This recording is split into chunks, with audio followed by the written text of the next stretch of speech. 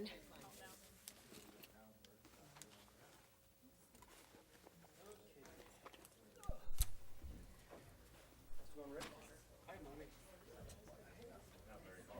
Andrew, you got the word that they're running behind Yes. a little bit, and we're gonna flip police and, Yeah, she was just thinking maybe we should go ahead and do police first so they can get out of yeah, here. police and then Tyler. Yeah, just go through Yeah, FEMA, economic development, and, yeah, so. well, we'll just go so to economic, Police first and then police economic. first. Okay. And then that way it gives plenty of time. Hopefully it works.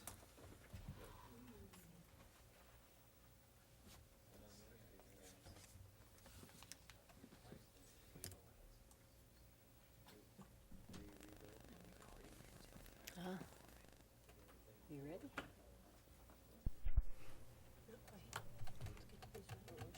All right, it's 6 p.m. Let's get started with the Pledge of Allegiance. I pledge allegiance to the flag of the United States of America and to the republic for which it stands, one nation, under God, indivisible, with liberty and justice for all. Okay, a reminder to everybody, please turn on your microphones and turn off your cell phones.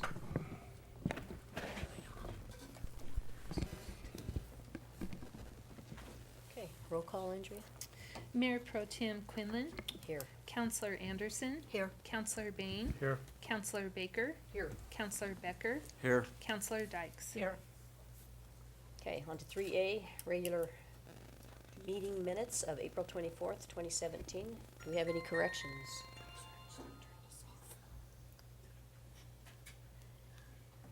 Any corrections? Minutes? No? Okay, then they stand approved as submitted. Okay, we're gonna move on to visitors and delegation.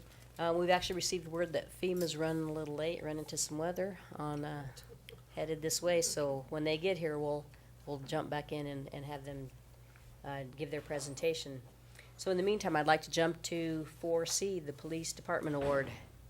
Chief Anderson.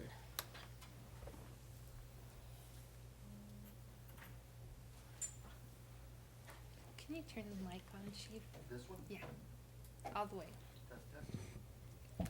Tap it. Okay. There. If I can have Under Sheriff Martin and Sergeant Flecksteiner come up.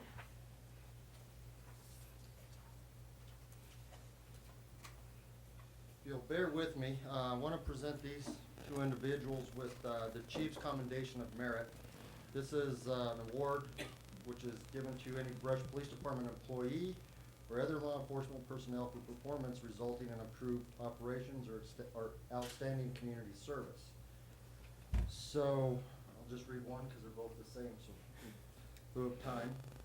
On March 8, 2017, Wheat Ridge Police Department put out a statewide broadcast for an Amber Alert regarding two abducted children who were taken from a local hospital.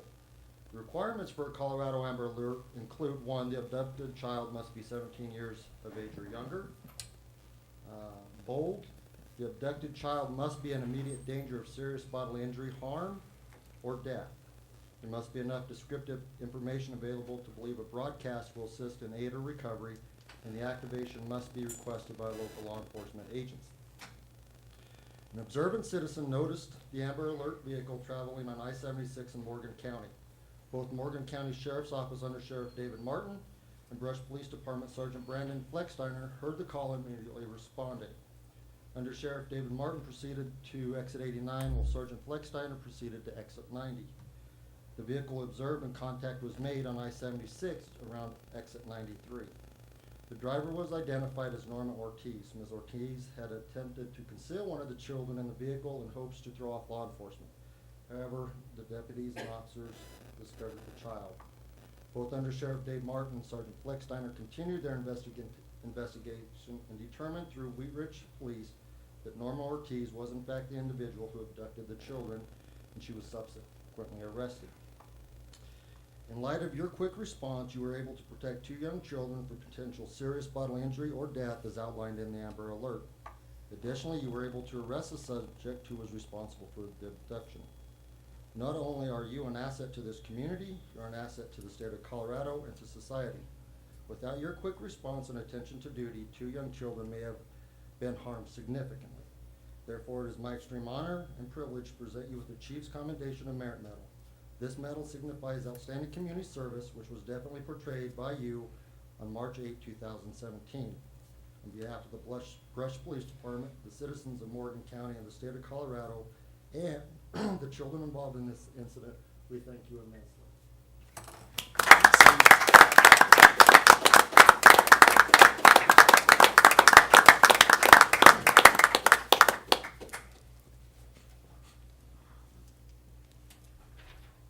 I'll let you guys have the floor if you want to say anything.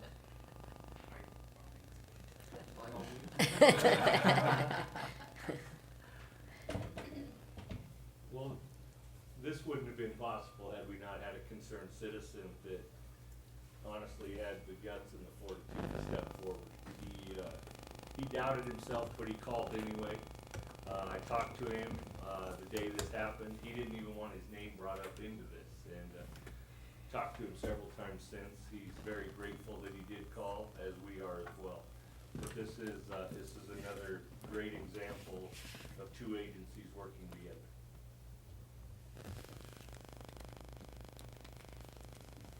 Excuse me, I'm not much for public speaking. At the time the incident taking place, I was just trying to do my job and make sure the two children are safe. It's not very often we get these kind of situations in this county where we're able to assist, especially other agencies from the metro area. So I was just happy that we were able to make contact with the vehicle and get those children back where they're supposed to be. That way they're safe. Awesome. Great work, guys. Yeah. Good job.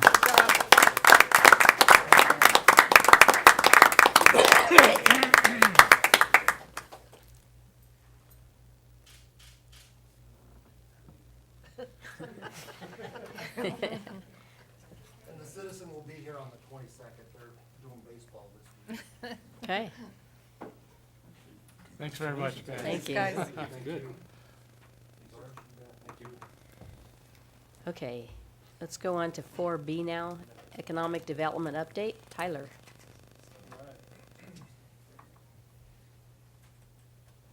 Thank you, Pro Tem, Mayor Pro Tem.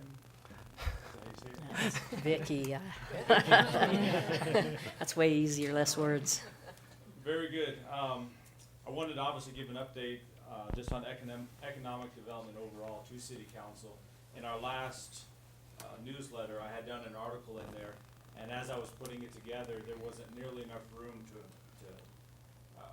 grasp everything I wanted to talk about. I realized how quickly I ran out of space. I would have filled this thing up completely with everything I was initially going to go for. Not that I'm going to say all that tonight, but just want to give an overview on overall where things are on economic development when it comes into Brush. Feel free to ask questions either during or at the end, your choice. Economic development, in here I started to try to get a good picture of what all's entailed with economic development. And just to quote the sentence I put in there, while there are many factors and layers in trying to grasp the length, width, and height of economic development, such as quality workforce, attainable housing, infrastructure, property, available water, education, healthcare, quality of life, amenities, collaboration, streamlined business process, and more. And goes on to talk about how those are all linked to jobs. I was recently asked to be a part of a committee for the Economic Development Council of Colorado, their professional development committee, and they have a standard economic development 101 presentation that they're putting together for people to broadcast to city councils or different groups around Colorado. And they put that out to the group, and the question was, which this will be one of the slides on there, what does economic development encompass? And what came back was this list: community development, neighborhood development, communications and public relations, foreign and direct investment, exporting, incentives, industry analysis, market analysis, negotiations, mediation, real estate, sales, marketing, statistics, tax policy, consensus building, finance, fundraising, infrastructure, law, politics, advocacy, research, data analysis, small business and entrepreneurial development, strategic visioning and planning, and workforce development, to name a few. Wow. So I say all that simply to say economic development is pretty comprehensive in what it entails. If you really dive into how does this actually work? How do all these pieces come together to make your community function overall? And economic development is defined many different ways. Some people tie it directly to wealth generation, which there's definitely truth in that. A good definition I like is simply influencing positive economic change. And how you do that, if you were to encompass all those things together, it's really making your community attractive to live in and to do business in, not just visually, but also functionally, experientially, any other adverbs that you want to come up with that go in there. And so all that can be tied to quality of life overall. The Colorado Office of Economic Development and International Trade, the Leeds School of Business at the University of Colorado, and the State Demography Office, they partnered this past year on the Rural Economic Resiliency in Colorado study. And if you weren't there, back in, I think it was in March, at Morgan County Economic Development Corporation, they were out for that, and they did an overview presentation of what all their research came to find. And in there, they found they went to 13 different rural communities, Morgan County being one of them, and did a focus group and just picked people's brains as to some of the different factors that went into just economic resiliency.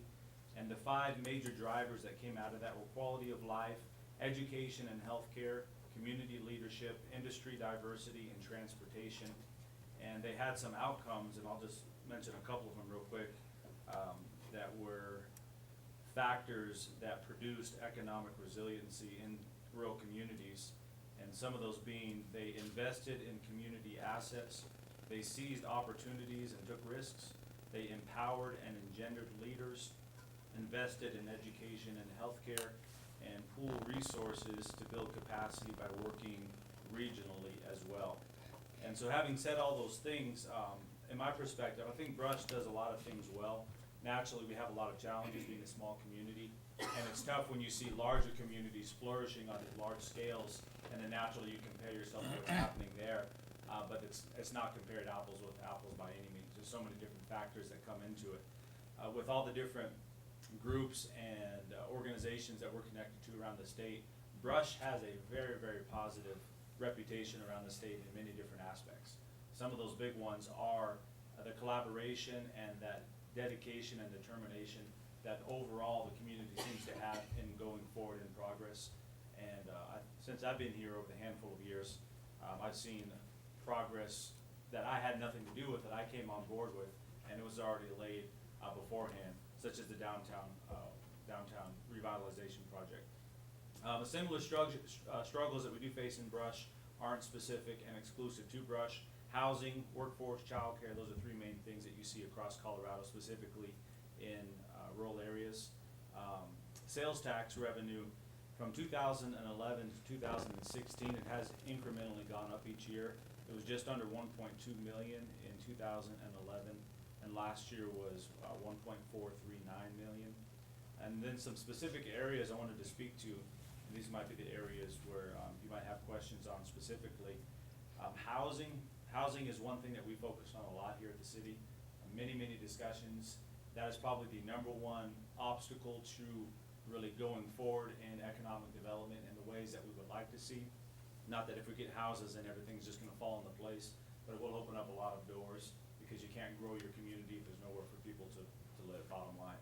And so with housing, it came out of that recent Partnering for Progress campaign or work that we're doing with local organizations as the #1 issue. And so we have a committee that we are putting together different ideas and thoughts, and hopefully partnership with those different organizations. Developed good relationships with a lot of the local real estate brokers, not just in Brush, but in Fort Morgan as well, to pick their brains and get their thoughts and get a good pulse as to what's happening in the real estate world.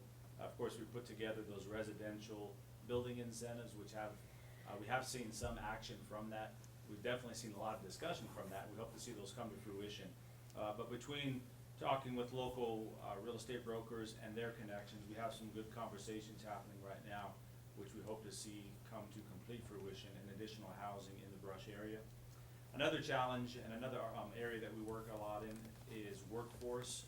Maybe not working so much directly where, it's the city taking on handling the workforce, but local education, the school district, Morgan Community College, the Workforce Center, other organizations that partner together to really address the challenge of our workforce. A lot of our employers simply say, I just need to find someone who can pass a drug test and will show up to work on time. And so if those are the issues stopping your workforce, there's some deep issues going on, and so solving those is not easy at all. We do have low unemployment numbers, which is good, also a challenge as well, because with that, it means there's not a large available workforce to draw from, and usually when it's really low, those that are, not everybody of course, but those that are unemployed are not necessarily employable for different reasons. But we partner with the Chamber and Business Improvement Resources. Like I said, MCC and the school district, they're both in our brush stakeholders group that we have. Another aspect is site selection as well. We do have properties in brush, both commercial and industrial, for people to do development on. We do work a lot with Greg over at MCEDC, and he does a good job touting what's available in brush as well. It's an excellent partnership there. We utilize the state's economic development resources that they have in finding out which properties are available where, are vacant lots and buildings, prison, even central school, trying to tackle the different ways we can try to address those.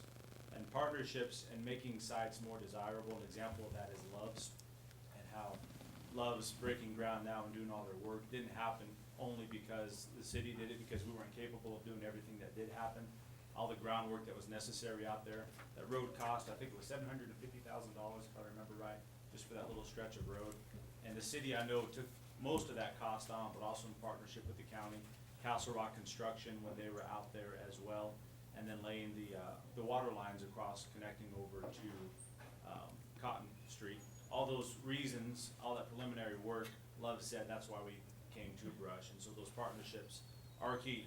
And we're doing the same thing right now up at the feedlot in partnership with the state and having discussions right now. So continually working to make sites readily available for prospects as they're looking into Brush. Downtown overall, we did have that new downtown business incentive that we put in a handful of years ago, which has been utilized by businesses. We've approved 11 businesses during the years, and the majority of those are still in business, which is positive. Some of them have moved to other locations in Brush, but they're still in business. And the eyesore has always been the 300 block of Edison Street coming into town, and welcome to Brush. It's vacant, boarded up, dirty, and that's always been a challenge. Trying to figure out how we can work with building owners, and the Chambers has taken a good lead on that and coming up with different solutions as well. Trying to come up with different solutions. Obviously, we haven't solved that yet. Other people have thrown out other ideas. Would it be beneficial to have some type of business improvement district where funds are specifically going toward building improvements or acquisition and et cetera, or some type of urban renewal authority. And those are ideas. I don't know if they're necessarily the ones that would be fitting for us. And then lastly, business recruitment and expansion. Just building prospects, reaching out to prospects, and we have a lot of people contact Brush looking to do business in Brush. And that probably would shock a lot of people because they don't see those things come to pass. And there's two reasons. One, for someone who is doing a big project that takes a long time to get everything in its proper place, BMP is a good example of that. I think they started discussions in 2000 and something, and it was many years later that actually were open for business, and it's not just 6 months later that they're there. And so those discussions going on, and then not all of them come to fruition, of course, for different reasons. But as they do come into the city, definitely talking with those folks, reaching out as well. Been talking with the Department of Agriculture and building a good relationship there and getting some good leads there as well. And just utilizing the networks that we do have. We do have a market study that is being wrapped up right now in partnership with the Chamber through Progressive Urban Management Associates in Denver. Actually, at our next council meeting, they're going to be doing a presentation, a recap of the market study. And the whole reason for that is just identifying market leakage, where our money is going. Obviously, not everything is available in Brush, so what isn't available, where are people going to buy it, and then using those numbers and figures to try to then recruit or work with other businesses in town and say, hey, this much dollars are leaving in this product. Is this something you guys would be interested in carrying within your store? So that's my quick overview of economic development. Any questions? Have you heard of any interest or indications of interest on those other 6 sites on the final plat that we had next to Love's? Have you had any? Love's actually asked us that when they were here this past week. We had one initially, and I passed the contact information on to Love. Nothing has come to fruition yet. But I told Rick Sheffield that once things begin to move over there, that's when we would expect a lot more interest to start happening. And he agreed. 'Cause like you said, we're ready. Yeah. We've done all the work.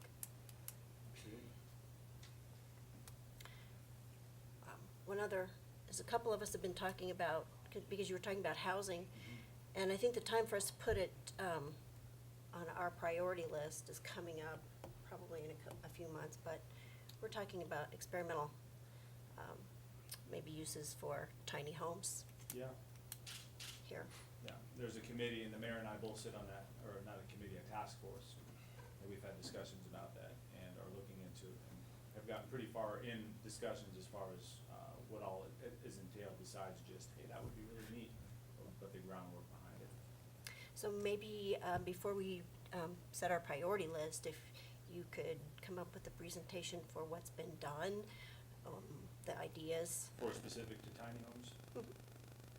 Yeah, I think it's a great idea. I was actually, a few months ago, initially putting together some thoughts specifically on housing for council, so.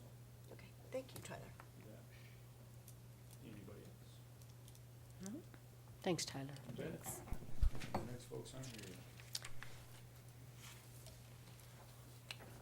Okay, yeah, as we still wait for our presentation. Any other visitors that want to speak at this time? Okay, so let's move on to management. We'll do 5B, the proclamation, 2017-2 for National Police Week. Andrea? For your consideration tonight is adopting a proclamation number 2017-2 in recognition of National Police Week, May 15th through May 21st, 2017. Okay. Do I have a motion? I have a motion to approve proclamation number 2017-2 in recognition of National Police Week, May 15th through May 21st, 2017. Second. Okay, moved in second. Any discussion? Okay, Vote. let's vote. Counselor Anderson, Yes. Counselor Bain, Yes. Counselor Baker, Yes. Counselor Becker, Yes. Counselor Dykes, Yes. Mayor Pro Tem Quinlan. Yes. Okay. And I will go ahead and read it. So this is the proclamation. Whereas in 1962, President Kennedy proclaimed May 15th as National Peace Officers Memorial Day and the calendar week in which May 15th falls as National Police Week. Established by a joint resolution of Congress in 1962, National Police Week pays special recognition to those law enforcement officers who have lost their lives in the line of duty for the safety and protection of others. Whereas there are approximately 900,000 law enforcement officers serving in communities across the United States, including 9 sworn members of the Brush Police Department. Whereas some 60,000 assaults against law enforcement officers are reported each year, resulting in approximately 16,000 injuries. Whereas since the first recorded death in 1791, more than 20,000 law enforcement officers in the United States have made the ultimate sacrifice and been killed in the line of duty. Whereas the names of these dedicated public servants are engraved on the walls of the National Law Enforcement Officers Memorial, which was dedicated in 1991 in Washington, D.C. Whereas May 15th is designated as Peace Officers Memorial Day with federal law PL 103-322 directing that all flags be flown at half-staff on that day in honor of fallen officers and their families. Therefore be it resolved that the Brush City Council formally declares May 15th through the 21st of 2017 as National Police Week in the city of Brush, Colorado, and publicly salutes the service of law enforcement officers in our community and in communities across the nation. Given under my hand and seal of the city of Brush, this 8th day of May, 2017. Okay. And I know Loranda is working on details for a little social and recognition, so that information will be forthcoming when she gets it all arranged. Okay. On to 5C. For your consideration is Proclamation 2017-3, National Public Works Week. Okay, do I have a motion to I- adopt the proclamation? I move that we adopt the proclamation 2017-3 National Public Works Week. The exact date. Let's see, it's the same, May 21st through May 27th. May 21st through May 27th, 2017. Okay, I have a motion. Do I have a second? Second. Roll call vote? Mayor Pro Tem Quinlan. Yes. Counselor Anderson. Yes. Counselor Bain. Yes. Counselor Baker. Yes. Counselor Becker. Yes. Counselor Dykes. Yes. Okay, this is the proclamation, National Public Works Week. Whereas public works services provided in our community are an integral part of our citizens' everyday lives, and whereas the support of an understanding and informed citizenry is vital to the efficient operation of public work systems and programs such as water, sewer, stormwater management, streets and highways, public buildings, and solid waste collection, and whereas the health, safety, and comfort of this community greatly depends on these facilities and services, and whereas the quality and effectiveness of these facilities, as well as their planning, design, and construction, is vitally dependent upon the efforts and skills of public works personnel, whereas the efficiency of the qualified and dedicated personnel who staff public works departments and offices is materially influenced by the people's attitude and understanding of the importance of the work they perform. Now therefore be it resolved that the City of Brush formally designates May 21st through 27th of 2017 as National Public Works Week, given under my hand and seal on the City of Brush this 8th day of May 2017. All right.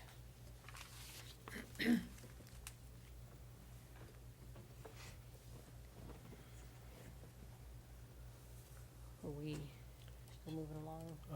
We're still waiting. Okay. Okay, so let's move on now to finance, 6A. I move that we approve disbursements and payroll from April 24th through May 8th, 2017, totaling $209,000, $659.91. Okay. Moved in second. Roll call vote? Counselor Dykes. Yes. Counselor Becker. Yes. Counselor Baker. Yes. Counselor Bain. Yes. Counselor Anderson. Yes. Mayor Pro Tem Quinlan. Yes. Okay, staff reports. Finance, Joanne.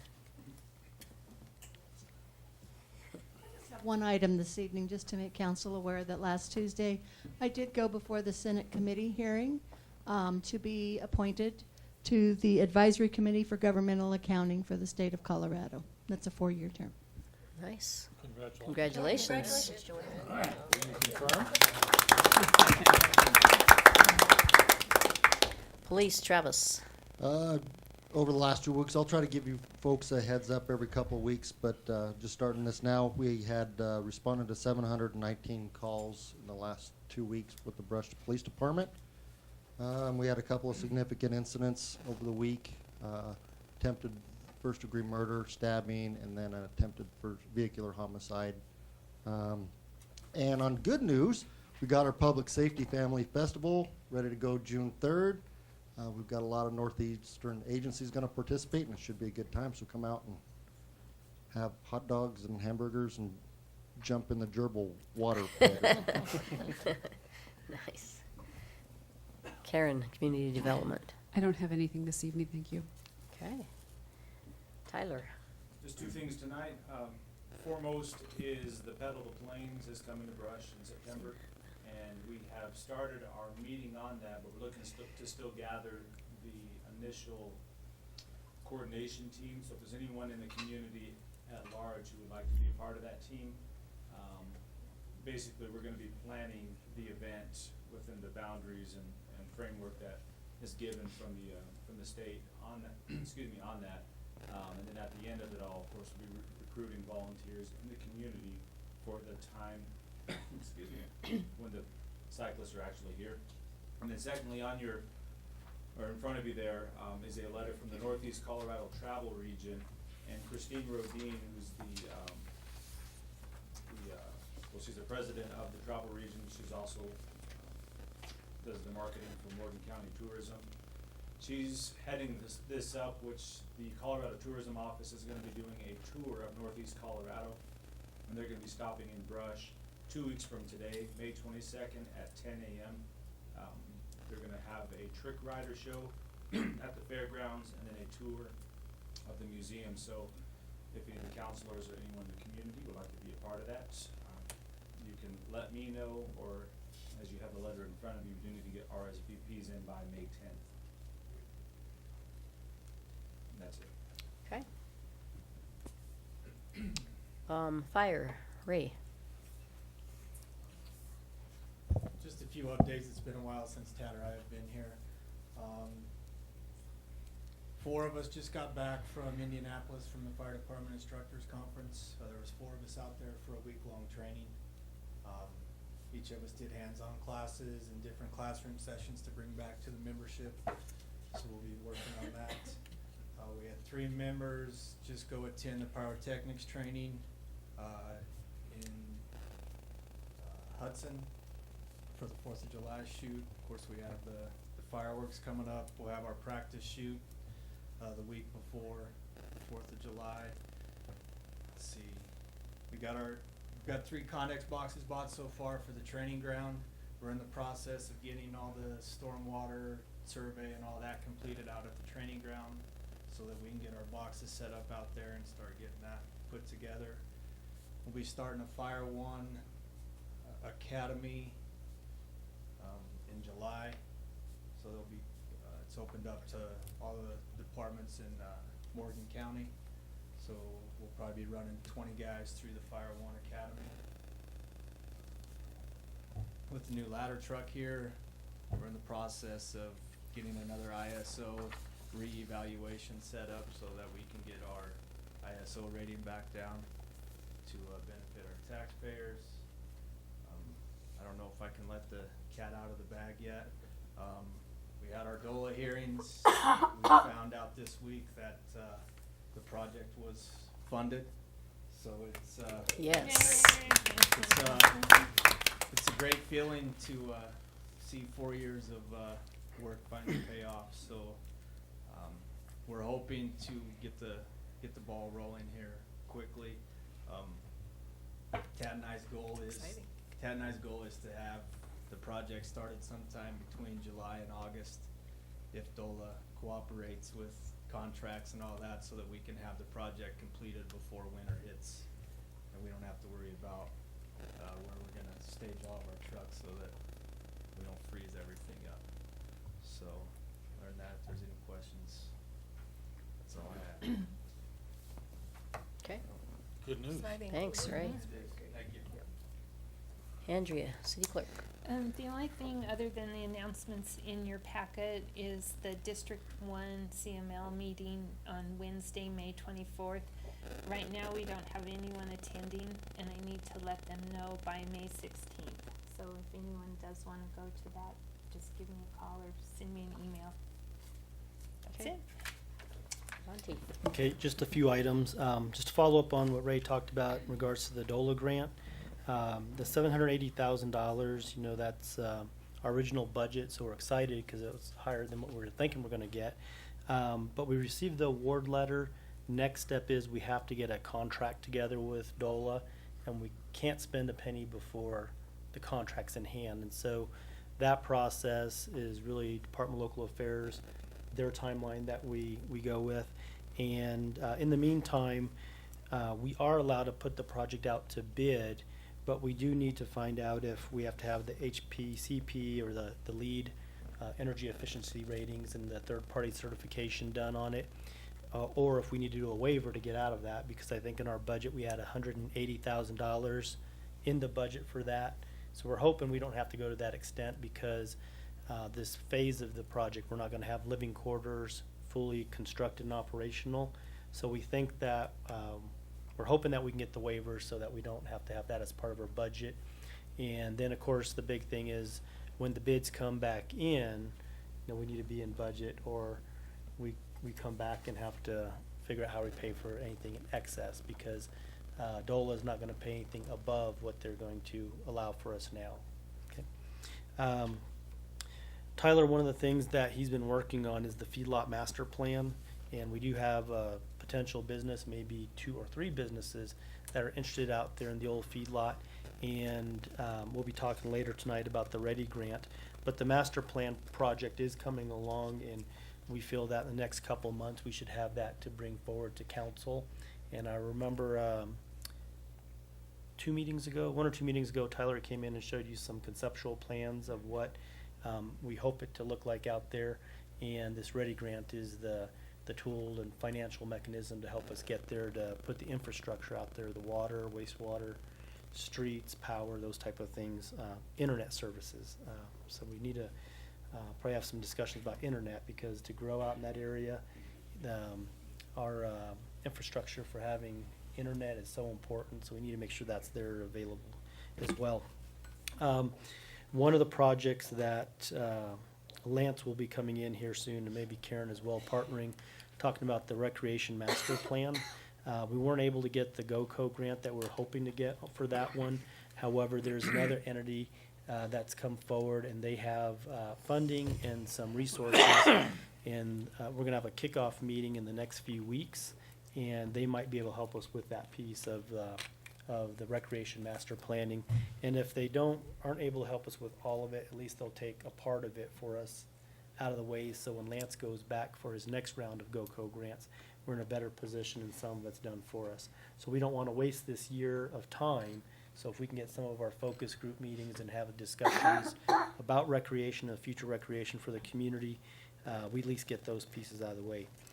From the Public Works Department, I think everyone's aware that downtown project has started back up again. And so we're going to be very excited once we have that one complete.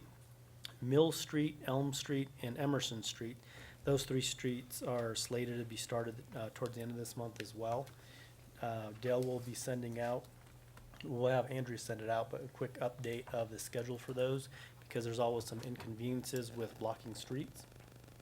So, but they are slated to start towards the end of this month, and each of those is from 2 weeks up to a 4-week project. So expect a lot of work to be happening around town. And with that, that concludes my staff report. Okay. All right. I see the representatives from FEMA are here.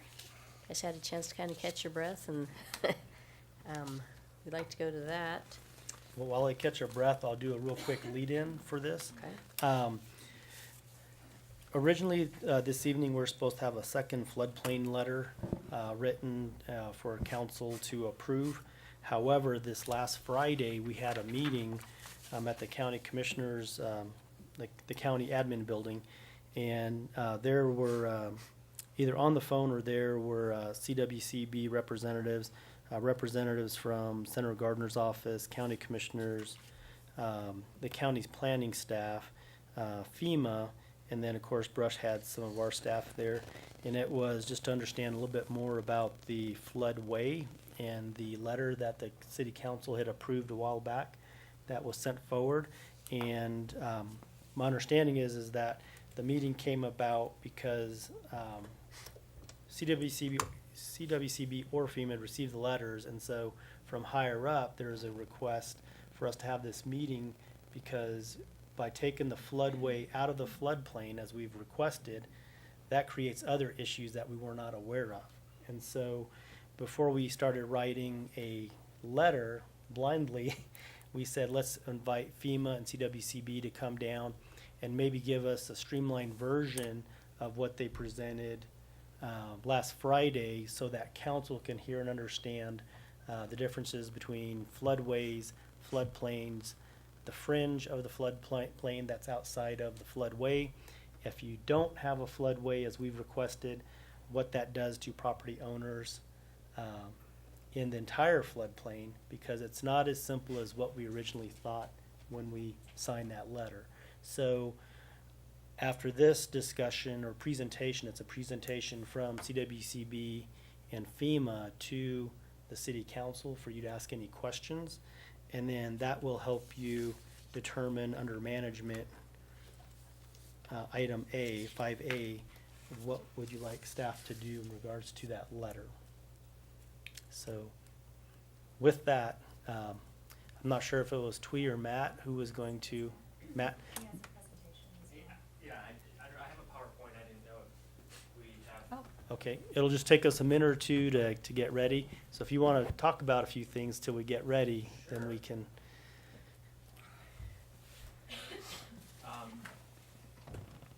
Well, thank you for inviting us to come speak here this evening and to talk a little bit about the flood risk here in the city of Brush.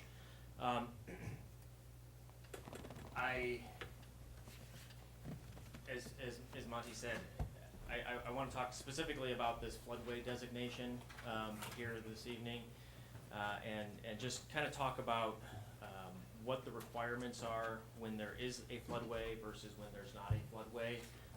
But I also just want to mention that this is not, these requirements are not a result of this mapping project. This is something that should already be being done in the city. Because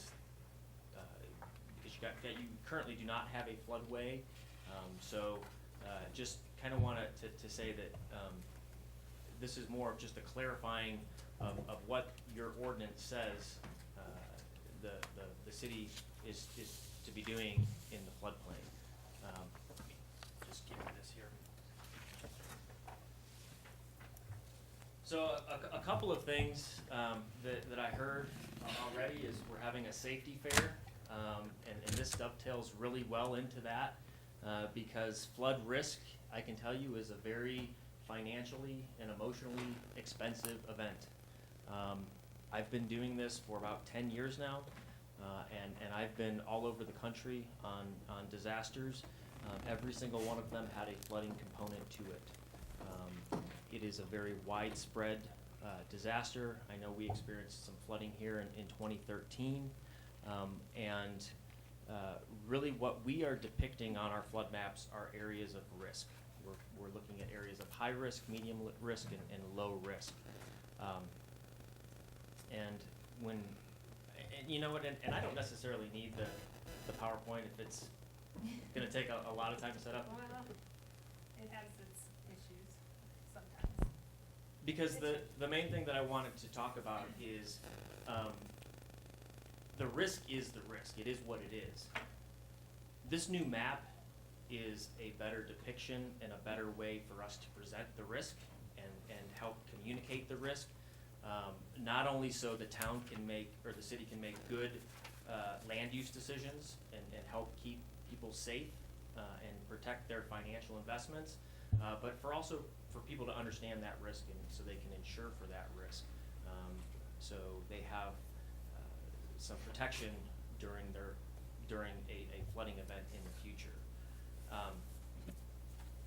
The initial map that we presented to Brush came out in 1975 based on a 1973 study.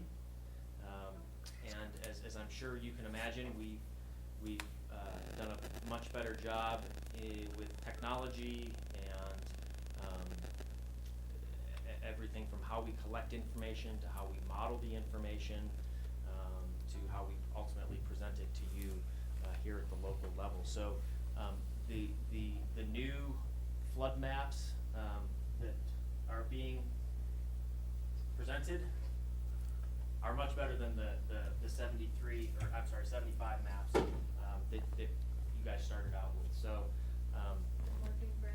that would be it, yes.